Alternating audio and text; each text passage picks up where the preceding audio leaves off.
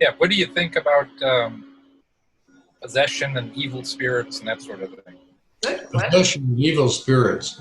Well, the first thing I would say is that I've been doing this stuff since 1991, 1992. I've gone in some pretty weird places.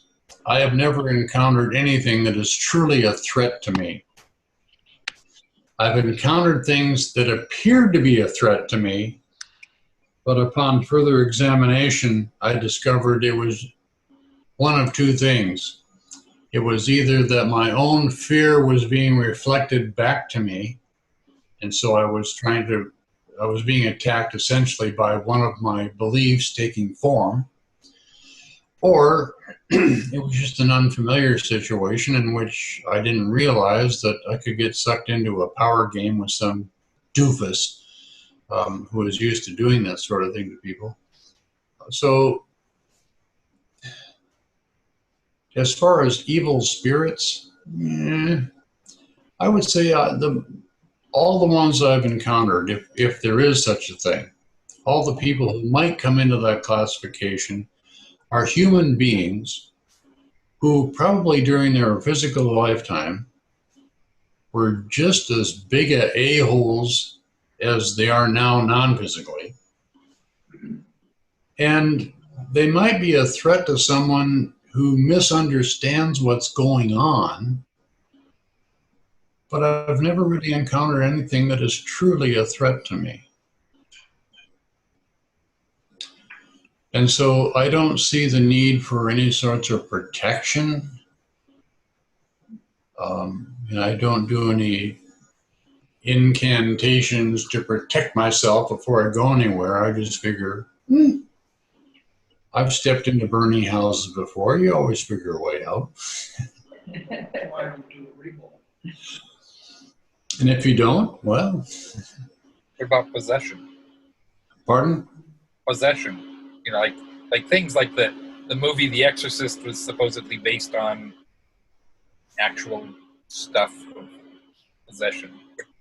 What is that? Do you Well, I would say that that I believe it's possible for a non-physical person to gain control of a physical person's body. An example is a guy named Tony that I worked with for years. Tony wanted to learn to do out-of-body stuff. And Tony was way more obsessive than I was. And he used a technique he described as breathing down, which meant that he would lay down on his back and he would slowly reduce his breathing until he wasn't breathing at all and he would pass out. The idea was supposed to be that when he passed out, he could then pop up out of his body and go do something. Well, he did this 3 times a day for 3 or 4 years that I know of, continuously, in an effort to learn out-of-body experience, how to do that. And when he described what he was doing, in my mind's eye, what I saw was some spirit hovering above Tony's body. And as soon as Tony passed out, that spirit would pop down into the same space as Tony's body and try to get it to move. Or try to move a hand or try to move a finger, try to move something. The reason Tony had contacted me in the first place was he said, I'm afraid that I'm going to regain consciousness standing in a street surrounded by people who were shot to death, me holding an empty gun. He was afraid that he was going to be taken over by someone who would do something like that. Well, what happened with Tony was that he had done this 3 times a day for at least 3 or 4 years.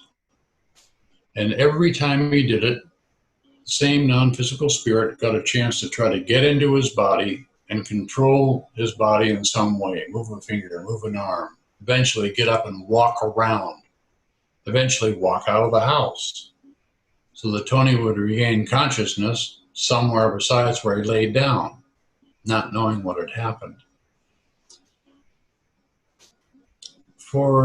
So I understand that things that we can do can make it possible, maybe not probable, but possible for someone else to control our body. But in my experience,